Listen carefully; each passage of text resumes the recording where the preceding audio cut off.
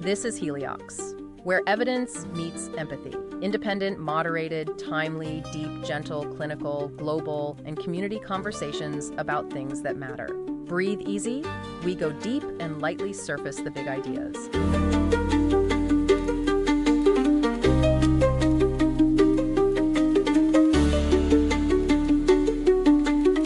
Welcome to today's deep dive. It's great to be here. We're going to be exploring the fascinating topic of how different transcendent experiences, things like meditation, immersing ourselves in nature, engaging with digital art, how those actually impact our brains. Right. We're going to be looking at a study from UCLA that was published in Frontiers in Human Neuroscience.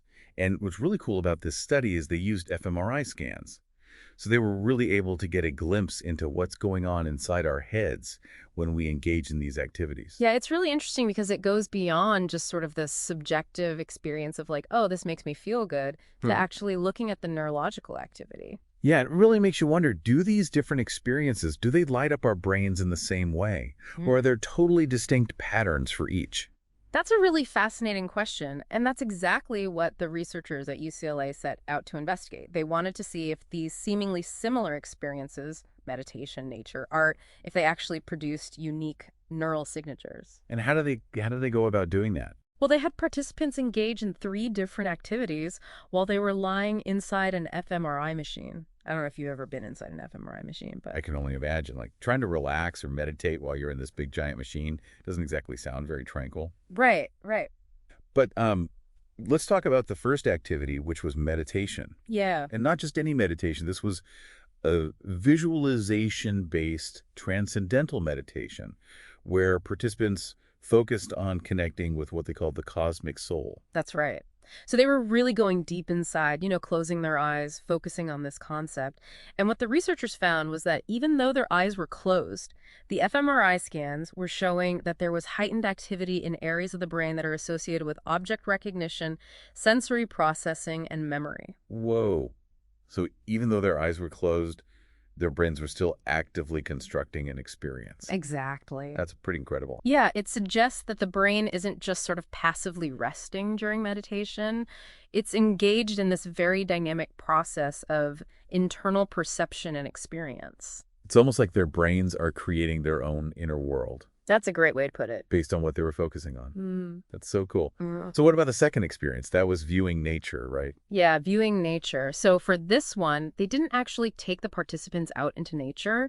They had them watch videos of these really breathtaking national parks. Oh, I can picture it, yeah. Those sweeping vistas and lush forests and, those waterfalls, all that.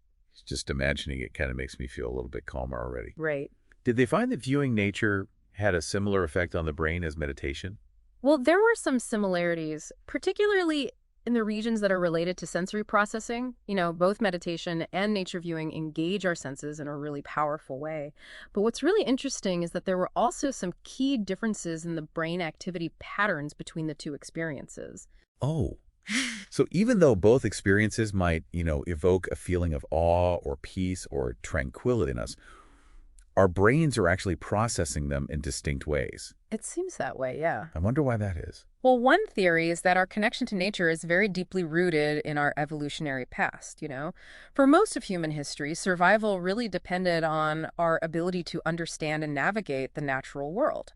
So it makes sense that our brains might have evolved very specific pathways for processing this information from the environment.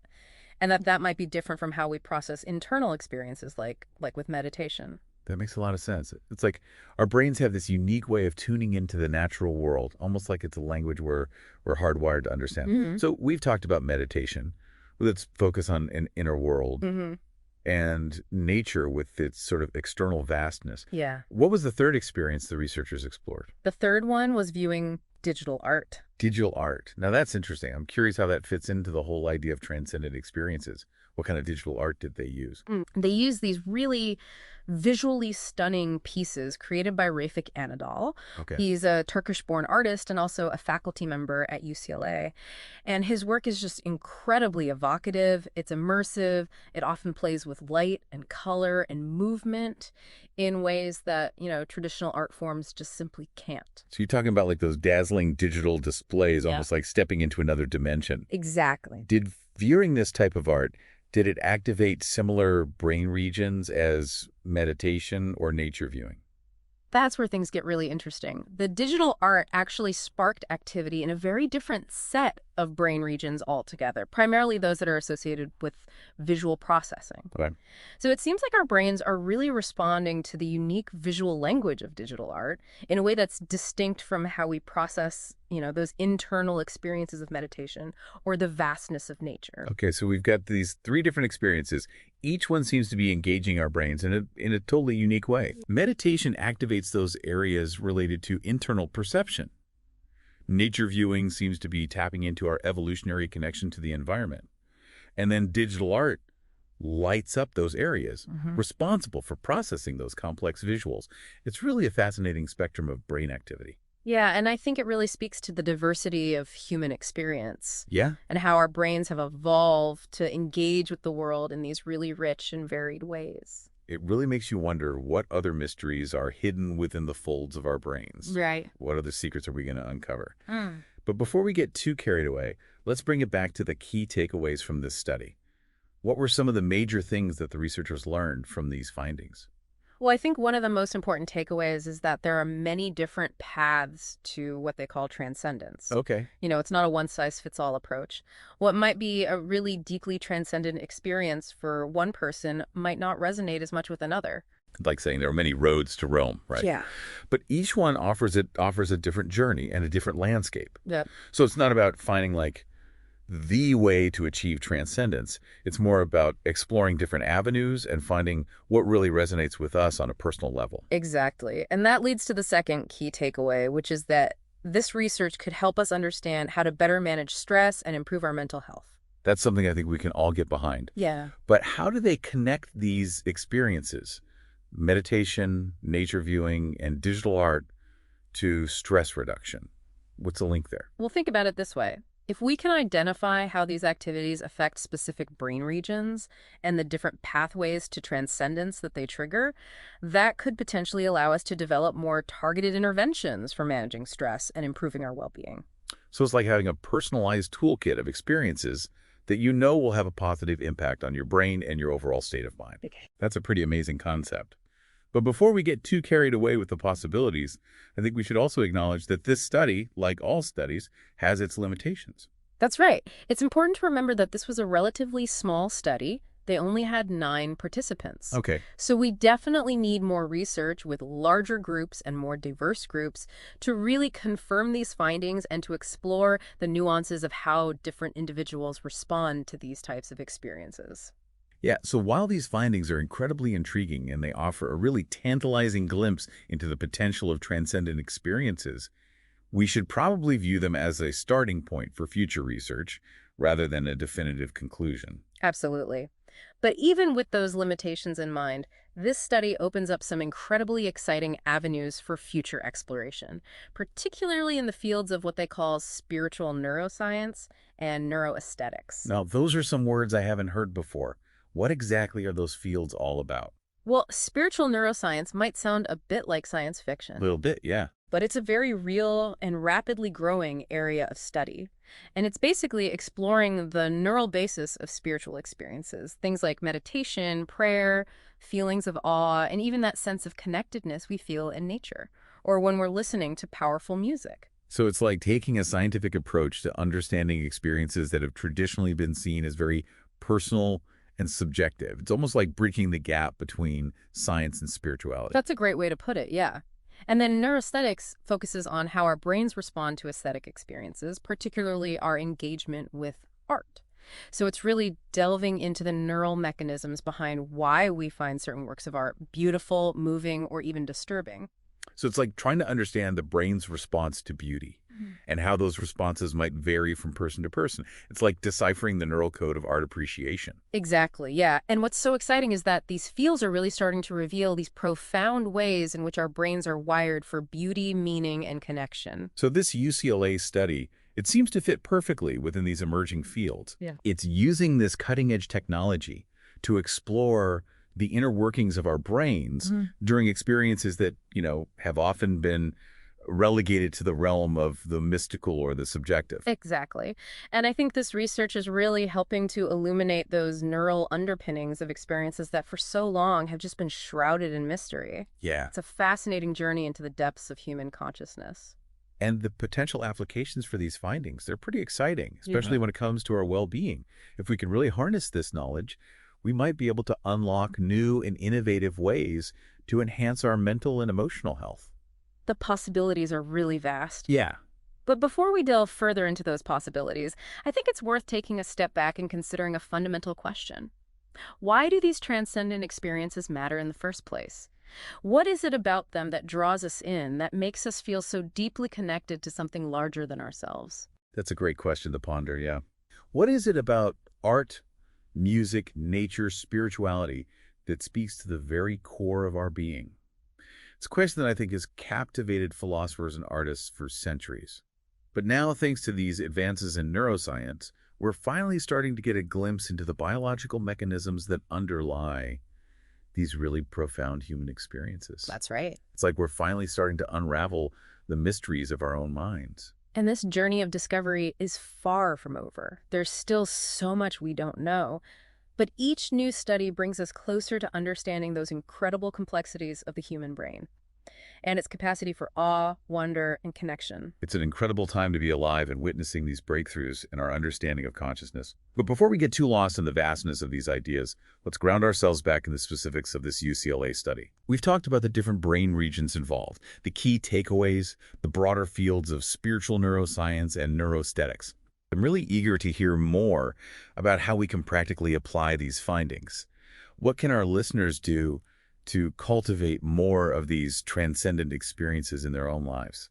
Well, I think one of the most important things to remember is that there isn't a one-size-fits-all approach. What might be a deeply transcendent experience for one person might not resonate as much with another. So it's not about finding like a magic formula. It's more about exploring different avenues and finding what really speaks to us individually. Exactly. It's about tuning into your own inner compass and discovering what brings you joy, peace, or a sense of connection. That makes a lot of sense. Yeah. But where do we even begin? How do we start to identify those experiences that have the potential to uplift us? Well, I think a good starting point is to think about the things you already enjoy.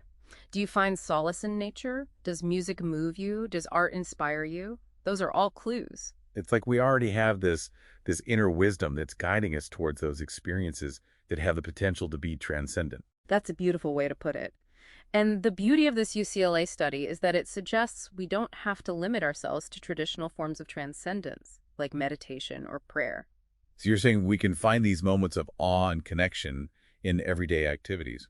Precisely. It might be something as simple as watching a sunset, listening to the birds sing, or having a heartfelt conversation with a loved one. I love that. It's about finding those little moments of magic in the midst of our everyday lives. Exactly. And the more we practice noticing and appreciating those moments, the more we'll start to see them everywhere. And the UCLA study also suggests that these experiences aren't just about feeling good in the moment. They can actually lead to lasting changes in the brain. That's right. By engaging in these activities regularly, we can actually rewire our brains for happiness and well-being.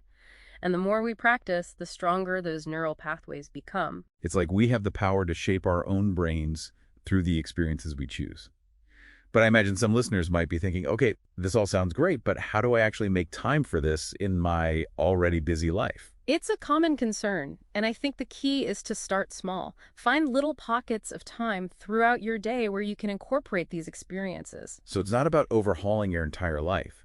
It's about making small, sustainable changes. Exactly.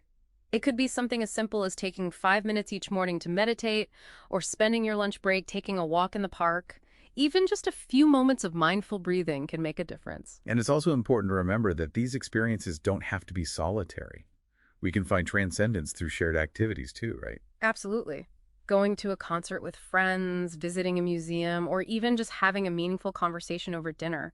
Those can all be incredibly enriching experiences. It's a reminder that connection and community play a vital role in our well-being. Absolutely. And as we learn more about the brain through fields like spiritual neuroscience and neuroaesthetics, we're gaining a deeper understanding of how powerful these shared experiences can be. I'm so fascinated by those fields. Can you remind us what they're all about and how they're contributing to our understanding of the human mind? Of course. Spiritual neuroscience is basically the study of how the brain functions during spiritual experiences. It uses brain imaging techniques like fMRI to explore how practices like meditation, prayer, and chanting affect neural activity. So it's like taking a scientific approach to understanding something that's often seen as mystical or subjective. Exactly. And what's so fascinating is that this research is starting to show that these practices can have a profound impact on the brain, leading to changes in areas associated with attention, emotion regulation, and even our sense of self. It's like science is validating the transformative power of these ancient practices. What about neuroaesthetics? What's that all about? Neuroaesthetics focuses on how our brains respond to beauty and art.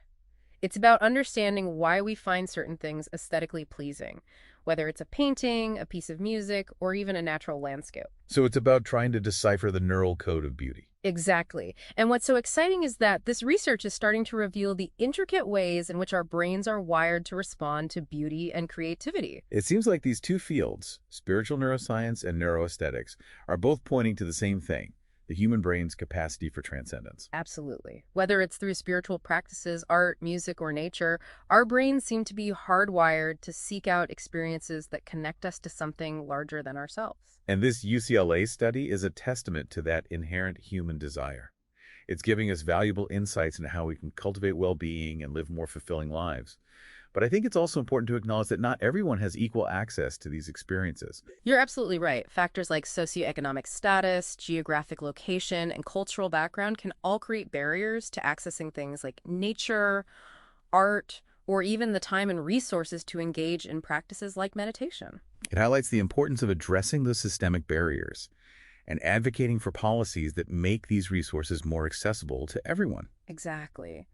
We need to create a society where everyone, regardless of their circumstances, has the opportunity to experience the benefits of these transcendent experiences. It's a beautiful vision, a world where well-being is not a privilege, but a fundamental right. Absolutely. And I believe it's a vision worth striving for. Well said. So as we wrap up this part of our deep dive, what final message would you like to leave our listeners with? I would say this: embrace the power of transcendent experiences in your own life. Seek them out, cultivate them, and allow them to nourish your soul.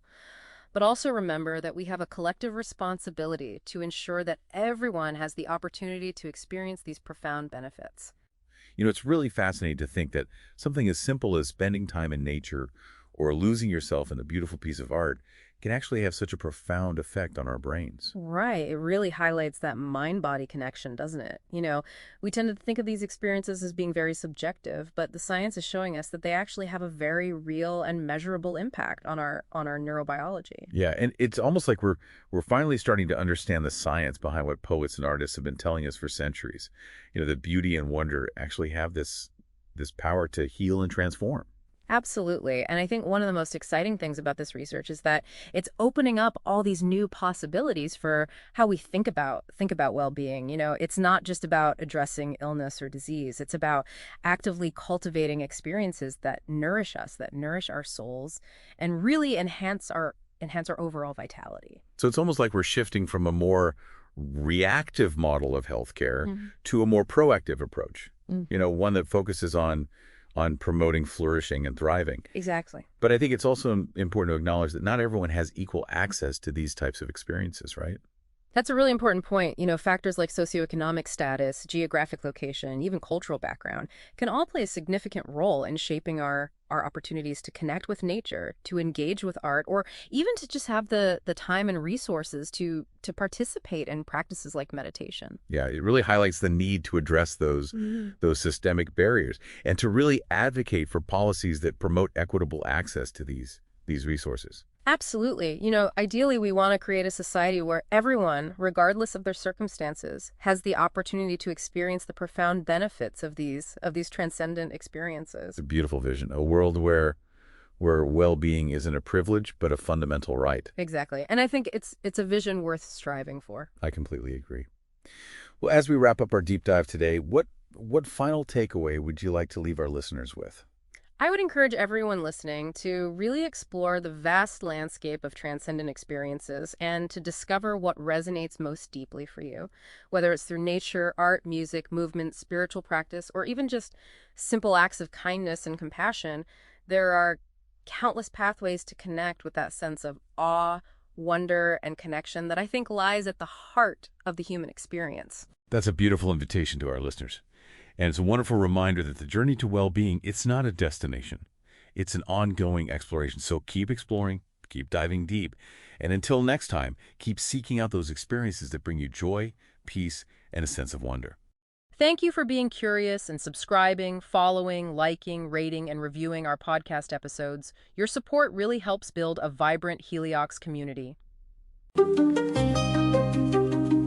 Thanks for listening today.